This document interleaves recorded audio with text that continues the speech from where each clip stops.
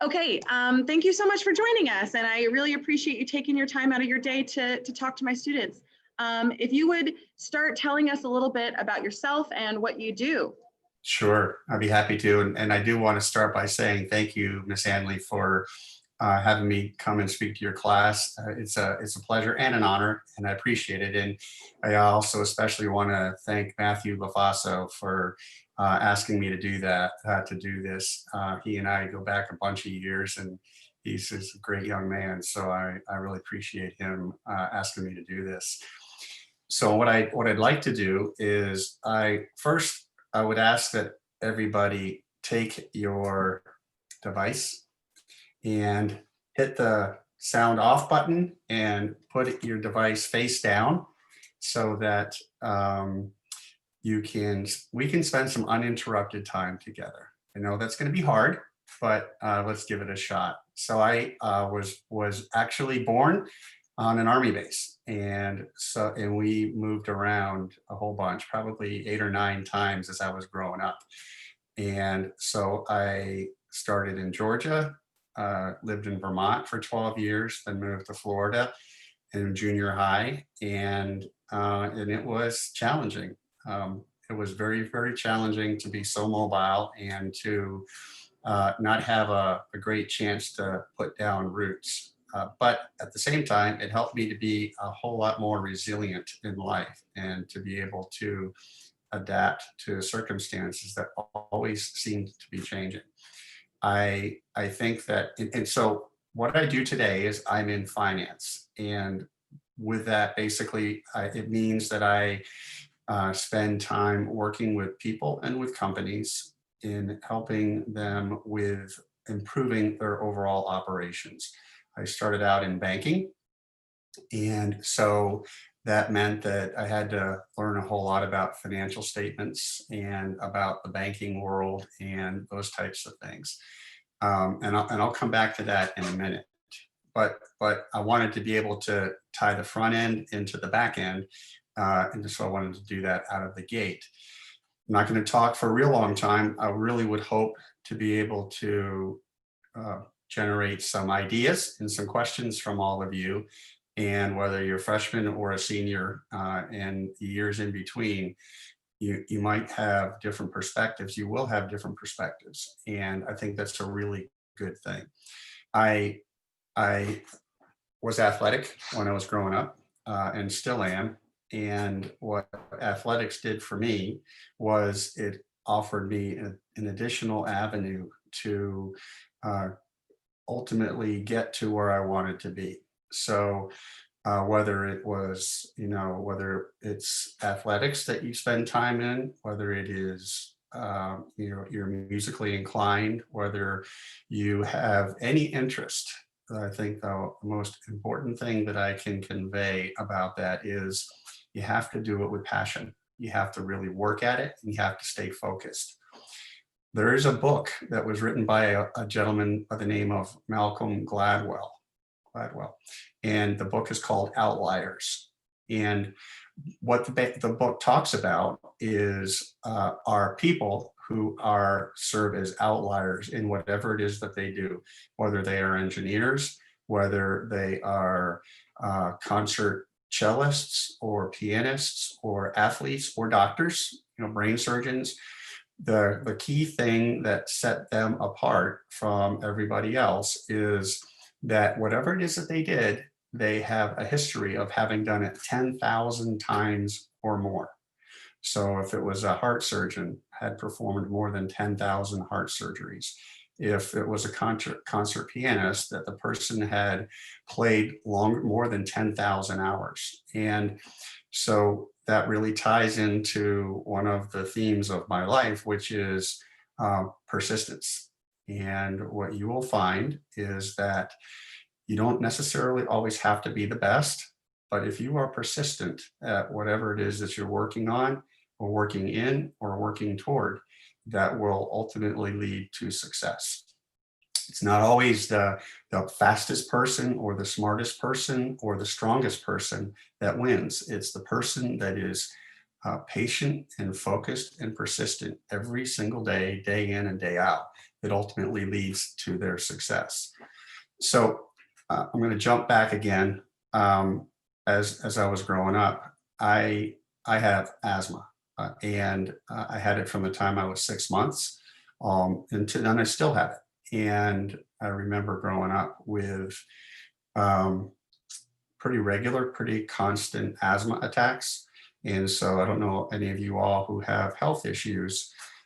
It is something that isn't going to go away for me. It was something that I could have grown out of, and it was pretty debilitating. And so, with me focusing on in athletics and being a swimmer is all about your lungs, and it took an awful lot of discipline and patience and persistence for me to be able to stay with that sport and to ultimately be successful with it. And but it was really hard. It was actually brutally hard. There were times where I couldn't get out of bed because I couldn't breathe because of my asthma. And yet, I didn't really see that there was an alternative. And so I continued to swim all through high school. Ultimately, it enabled me to be able to swim in college at the University of Notre Dame. And I was ultimately MVP and athlete of the year at the University of Notre Dame in my undergrad. Had success in school, which wasn't easy, and got my MBA as well. So 6 long years in South Bend, Indiana, and it was cold. And it was, which makes it really difficult for asthma. And so again, I point out these small, seemingly insignificant details because persistence is really the most important attribute that you can have in life.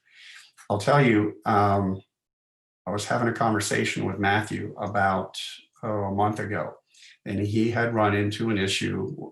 Actually, it was in school, and he was having a challenge with one of the teachers who wasn't being responsive and didn't think that he was going to be able to have success in communicating with the teacher and pushing for an outcome that he thought was appropriate. And I just encouraged him. I said, contact the teacher, email, call on the phone, send text messages, and stay with it. Stay with it and be persistent. And then once you finally reach the teacher, make sure that you have a well thought out statement that you want to make sure you convey to her. And ultimately, he was persistent, and he had a chance to communicate with the teacher. The good news about all of that is that while he was not sure she was going to be able to, she was going to be responsive, he was persistent, and he was consistently persistent. And ultimately, he was successful with that. So in my career, I've lived and worked in Orlando, in Scottsdale, Arizona, in Atlanta, on the coast, both coasts. And so I moved around a lot and had to meet a lot of people. And so I think that once you make the transition from school to professional life, those things that set you apart when you're in school are going to be the same things that set you apart in your career. And I will tell you that I was very fortunate for most of my career to basically win at all of the things that I tried to do, whether it was in my job, whether it was whatever it was. I experienced success. And then about 8 years ago, I invested with some friends in a company, and it was outside of my primary field of specialty, which is finance and accounting and sales. It was manufacturing. And it was 7+ of the most difficult, challenging, brutal years of my life. And I didn't have a lot of success with that. And it was a foreign experience. And so, here I am in my 50s. So I'm like, more than twice as old as you guys, probably older than all of your parents, in fact. And all of a sudden I was facing, a loss. I was facing the loss of everything that I had worked to build in my entire life. So I had 30 years of building up all of my resources. And in just a couple of years, it all went away. The company didn't do well. We weren't able to save it. And I lost pretty much everything, financially speaking. What I ultimately came to learn, though, is that the things that are the most important, which are family and friends and faith, got me through that. And so I closed the company down in 2018. I spent 2019, the entire year, just trying to focus and rebuild and get myself centered again on what I was good at, what did I learn from that experience, and what could I have done differently. And lo and behold, 2020 has turned out to be one of the best years of my life in business and what have you. So the point there is not just persistence, but perseverance. I gutted it out and I'm coming through on the other end. I would like to digress a little bit to something that's probably closer to what you all are experiencing today. And that is, as you get ready to, many of you probably have jobs, and some of you may not. You may be planning to go out and get a job. What I will tell you is, whether it's a stock person at Publix, whether it's serving ice cream at an ice cream store, whether it is working in an office, always make sure that that interview that you prepare for is you are bringing your absolute best to that. That means the little things, like making sure that your hair is clean and combed and well kept. That means walking in with, guys, a collared shirt and khaki pants and nice shoes. It doesn't matter what you're interviewing for, because there's an old saying, you never have a second chance to make a first impression. And so when you walk in that door, ladies, young ladies, nice blouse or a polo shirt and skirts or slacks. I don't know what the word is now. If you guys have slang terms for everything. So always present yourself the very best that you possibly can. And also firm handshake when you meet the person, man or woman. Doesn't mean you squeeze their hand off, but a firm handshake. You look them in the eye and you respond politely. And I emphasize that a lot whenever I speak with young people.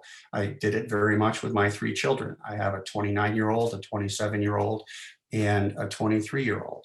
And they are all in the working world today, and they've all gone to college. And from very early on, those were the things that I always impressed upon them, because you don't want to, if you're going to take the time to meet with somebody, to take their time for them to meet with you about a job, you want to be able to let them know that you have something to offer. You have something in you that can help create value for them. And again, could just be a stock person at Publix. It doesn't matter what the job is.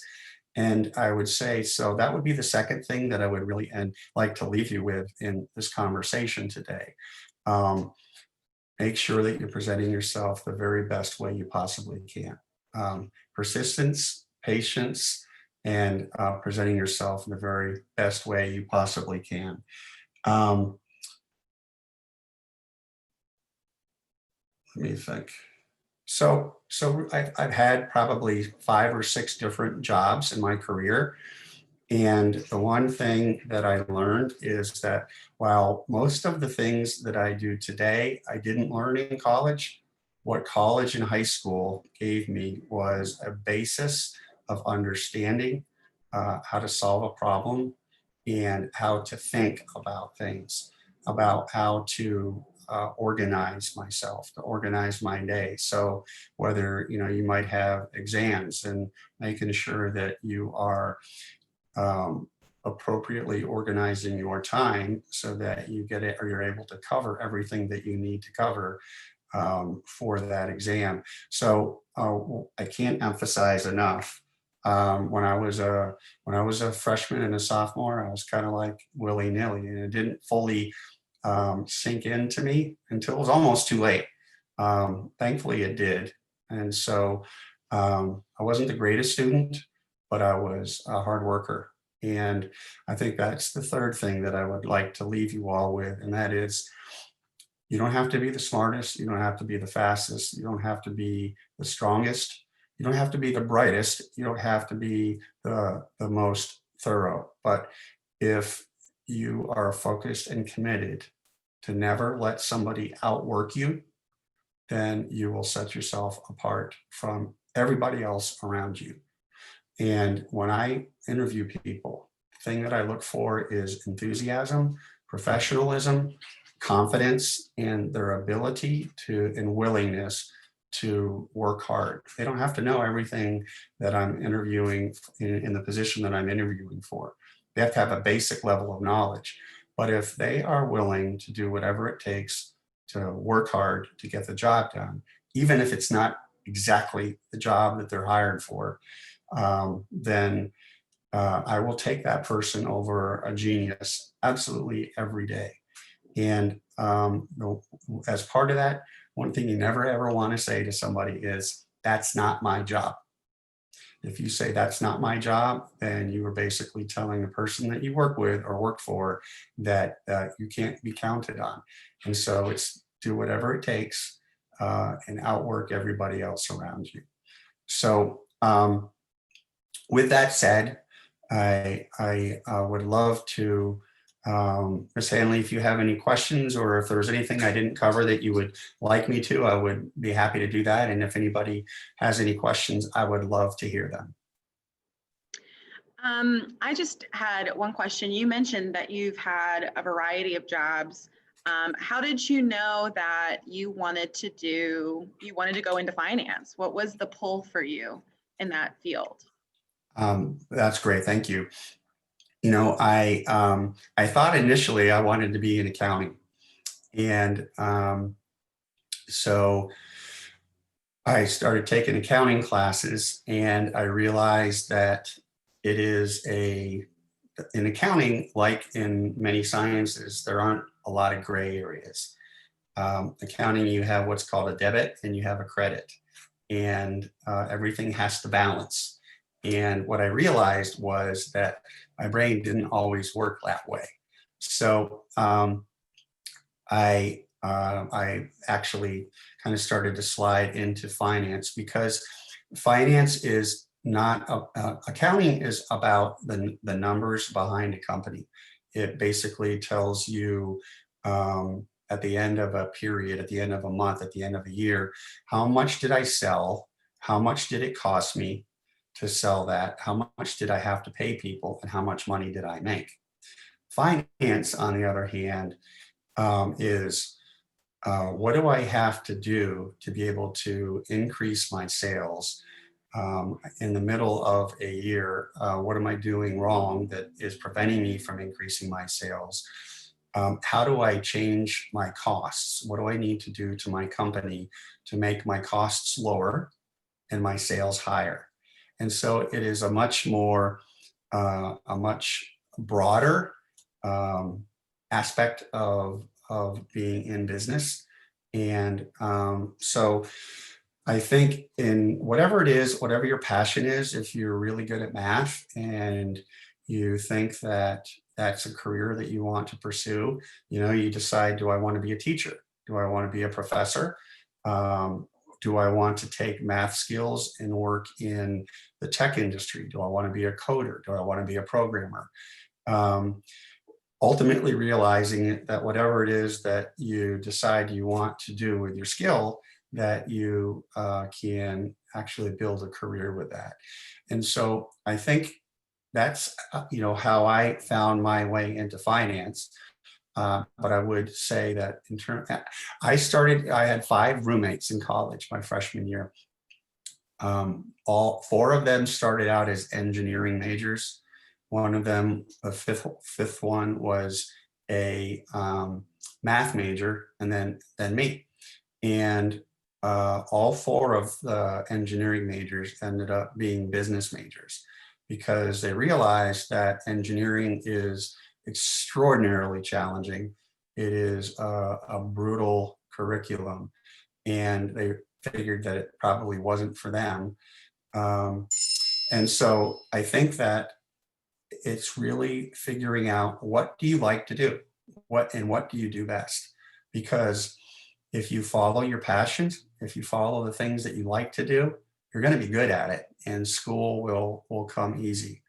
And while you're in high school, it's going to be a little bit of a challenge to figure out what you want to do for the rest of your life. But like I said, if you're if you're really good in English or in history, figuring out how you want to apply that, and how that can have application to a career. So it's figuring out what you like to do first, and then figuring out how you can make a career out of it second. Definitely. Um, Sorry, the bells are ringing at my school. But students, if you guys have any questions, you're welcome to type your questions in the chat box. You're also welcome to unmute yourself and ask Michael some questions as well. I wanted to know, you mentioned how finance is very adaptable, where you have to kind of change what you're doing to meet your company's needs. How has our current situation with COVID-19 affected your job? You said it was the best year you've had. Is that related to what you're doing?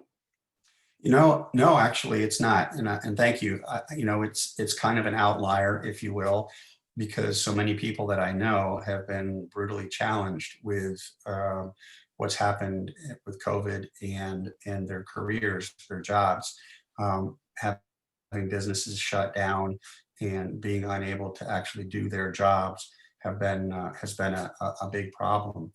What 2020 provided me, sales is one of the areas that where I excel, and so, excuse me, it's taking the relationships that I built in my last in that manufacturing job, and putting those customers with other companies to be able to do the manufacturing for them. And so it's basically understanding that there still is a need, business still needs to go on, and finding a way to satisfy that need. So I had customers who, because it was a food manufacturing business, people still need to eat. And the food companies that were my customers still needed somebody to do the work that my former company did. So it's basically pairing my customers' needs with the companies that could actually satisfy those needs.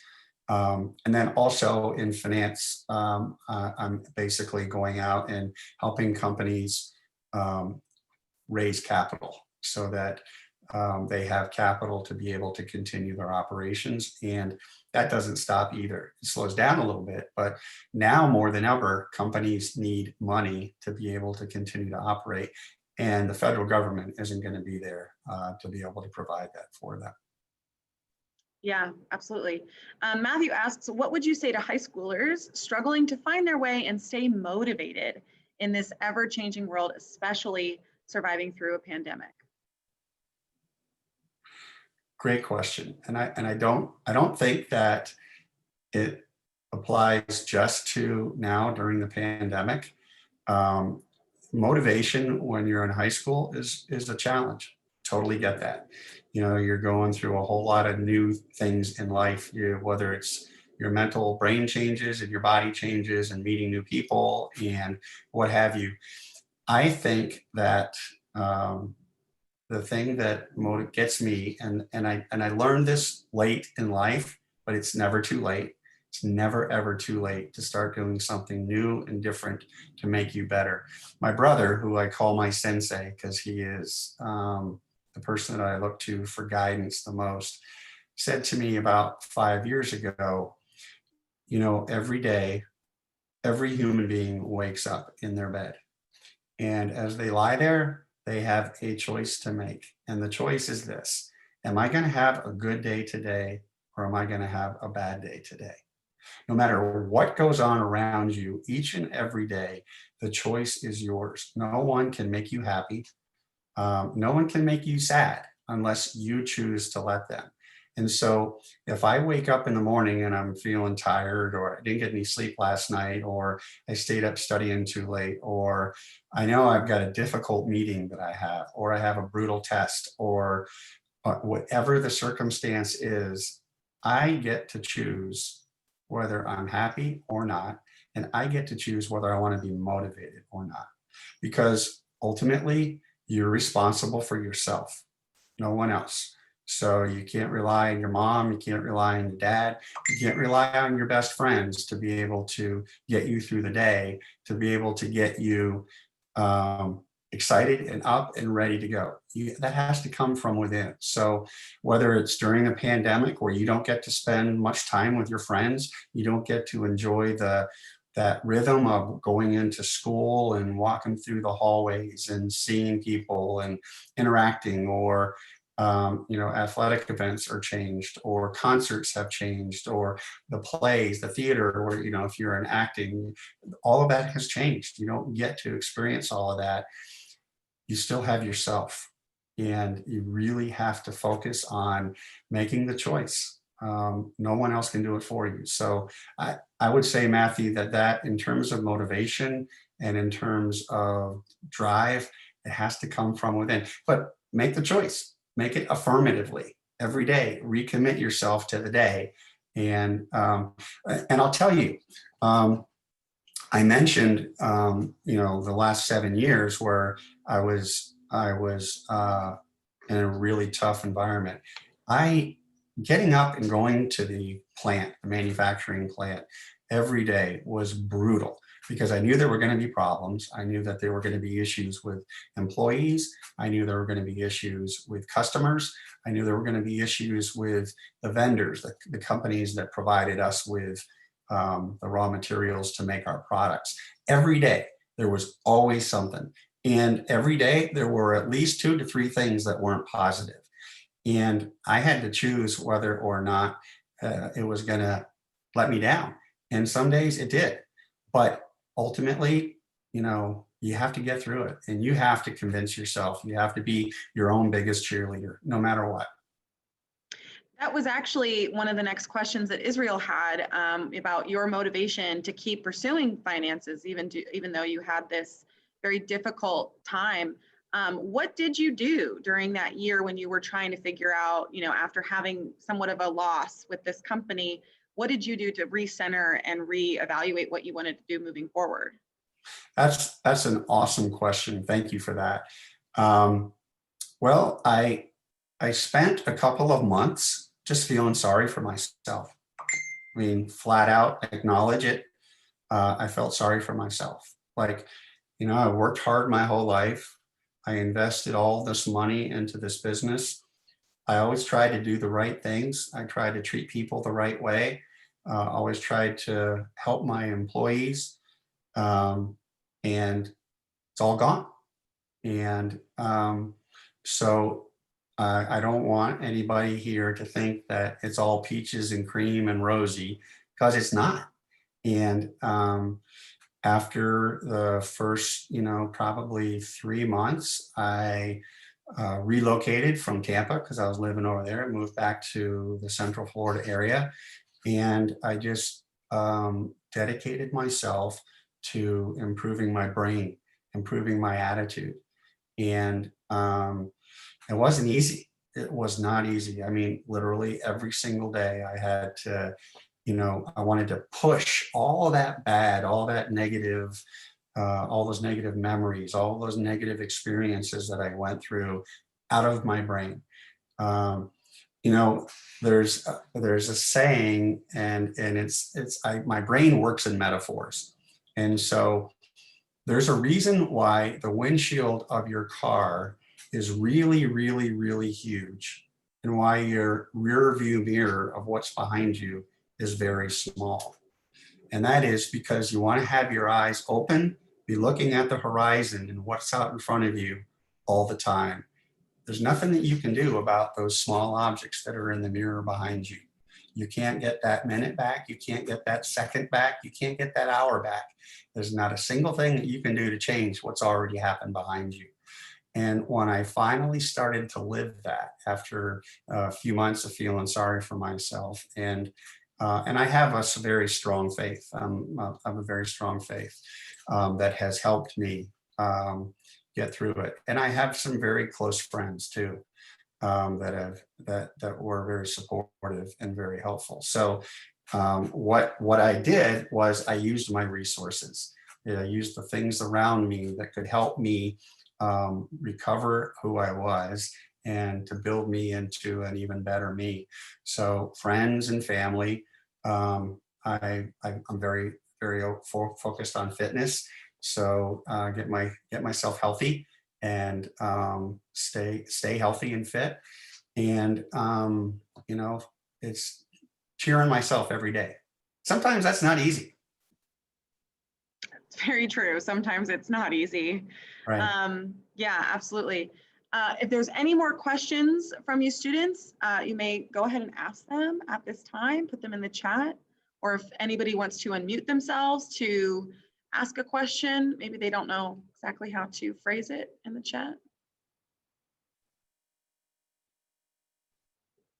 I would love to ask a question of everybody and see if a couple of folks can throw it out there.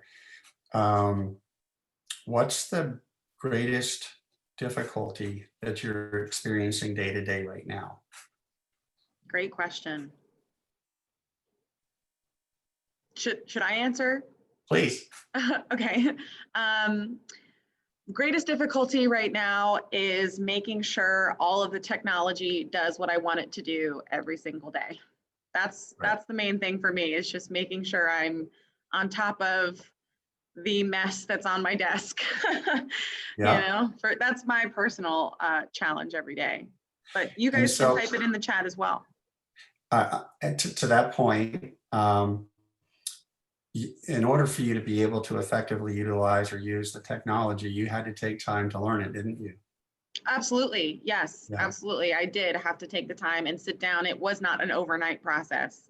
Right. Absolutely not. It was a long period of time, figuring out what everything did and playing with it to see what it would do, what it wouldn't do, especially before, kids were coming into the classroom as well. So, I did have to spend quite a bit of hours, on my own, not, at school, just learning the technology, learning what I can do.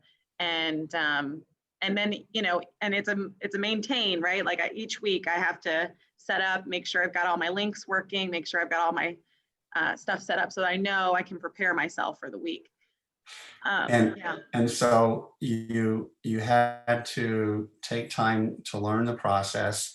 You had to learn what to do when the process as it was presented didn't work the way you wanted it to. And in order for you to be able to do that, you had to spend a lot of your personal time that you weren't in school necessarily. You weren't sitting. You weren't doing the things that a teacher would ordinarily do. You had to take your personal time. Yeah. And so the point to that is you had to go above and beyond. You had to go the extra mile. Mm-hmm. You had to prepare yourself. First, you had to have the knowledge. Had to prepare yourself by doing it. You have to troubleshoot when it doesn't work the way you want it to, and all of that took place because you had to do extra work and go above and beyond. So I think, thanks for sharing that, because I think that really shows what I've been talking about, which is, if you were just focusing on your subject and that's all that you did, and you said, well, the technology really isn't my problem. If it works, great. If it doesn't, that's no big deal.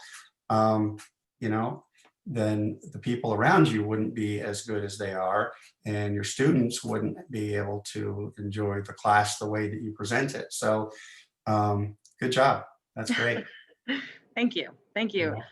We've got a couple of responses here. Israel has said that COVID-19 has thrown a curveball to everyone, which is very true. Israel, it's been I think a shock for everyone to have to learn all of the new procedures of just, living, wearing a mask, social distancing, caps on when you can go to the store. Jada says her internet is a struggle. It goes in and out every day, especially during school time. Very true, Jada. Very true. That internet issue can be a real struggle for people. Matthew says making sure all of your assignments are in on time. That it's a struggle without e-school, just regular school, it can be a struggle for some students as well. James said finding the motivation to wake up and not get back in bed. With in school, I had to get up, not so much case for e-school. Very true, James. Yeah, Jada agrees with you. Sometimes it's even hard for me when I, taught virtual school as well. It was hard for me to, get up and be up. Personally, I would say trying to diminish the urge to procrastinate my work. I know I can get it done. Yeah, Ashley, absolutely. It can be really easy to say, oh, I'll do it tomorrow. It's not due till next week. I can wait, but not procrastinating can make it better for your future, right? When you do get down to that deadline, you never know what could happen between now and the time that your assignments are due, for sure. So I'd like to throw a few ideas out to some of those things. Motivation, we've talked about that already, and knowing that you have to be your biggest motivator no matter what, because no one is going to be able to do it for you. You have to want it. And now, and I can hear many of you going, oh God, I have to want to get up and go to school. And yeah, actually that's because that's your job. That is really, if you think about it, you might have after school jobs, but the biggest job that you have right now as freshmen through seniors is school. That's your job. And it's hard to understand that when you're 15, 16, 17, that, well, I mean, really, so I get up in the morning and I have specific things that I have to do, but because I work for myself, unless I have phone appointments or Zoom meetings, I have to create my structure. So I have to make that choice. And if I don't do that, and if I don't do it the right way, then I don't make any money. And we all know what it's like. What you don't make money, then it's hard to live. So around the motivation front, that's got to be you. On the internet, the question that I have, is there anything that can be done at your home, whether it's the change of your router, whether it is upgrading your cable modem, whether it's your Wi-Fi, or can you upgrade the actual service? Sometimes you can't, but if you can, see if there's a way to do that, to troubleshoot. I guess my point is that I have to worry about the things that I can control. Like Ms. Hanley can control how she learned about the technology and what she could do to troubleshoot. If the internet goes down, that's out of her control. That's out of all y'all's control. So worrying about it, I mean, yeah, you wish it didn't happen, but worrying about things that aren't in your control means that it takes a lot of excess energy that you could use for other things. Assignments on time. What about that is in your control?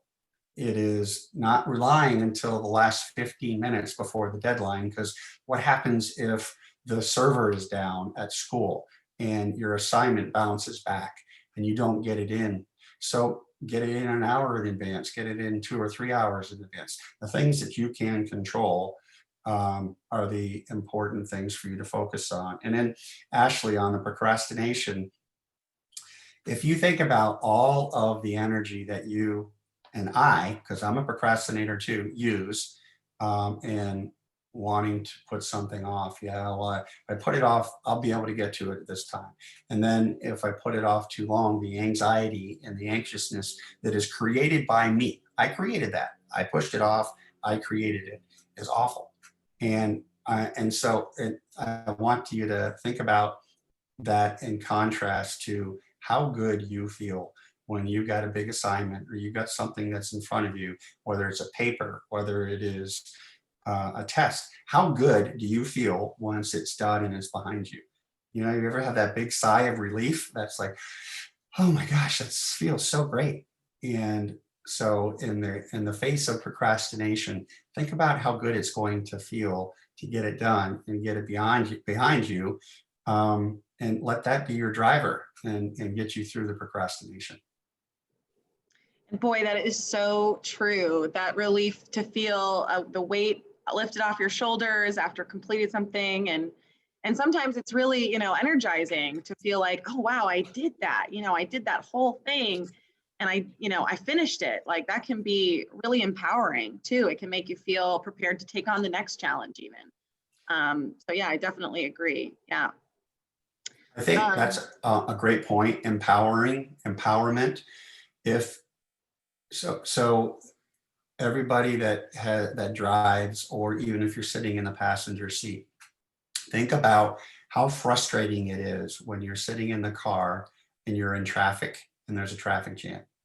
There's absolutely nothing that you can do about it, right? But once that traffic clears and you can drive and go to where you want to go, you're taking action.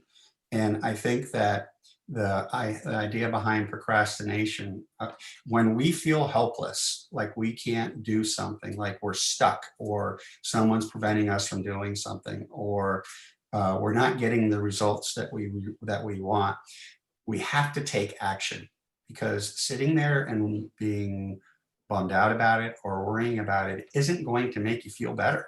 It's actually only going to make you feel worse. What the word Miss Hanley just used, empower, what makes you feel empowered is when you take action, when you decide that you're going to do something, because that is how you're able to get off the dime and how you're able to feel better. Just stepping one foot in front of the other. That's how you can help yourself feel better. Definitely, definitely. Well, if there are no other questions from the students, I will thank you so much, Michael, for speaking to our class today. It's been really enlightening, I think. Most of our students, this is an education class, so most of our students are looking in the field of education, but some of them, may be looking at business as an option as well. And I think a lot of the stuff that you said applies to anybody and to any field that these students could go into. So I really, really appreciate your insights and speaking with our class today. It's been really a pleasure. Oh, you're most welcome. Thank you, and thanks to everybody who participated. Remember, persistence, patience, and follow your passions. So the three P's. Yeah. Thank you. Thank you. You Thank bet. you so much. Have a great day, Michael. You too. You all have a great day. Thanks. Bye. Bye.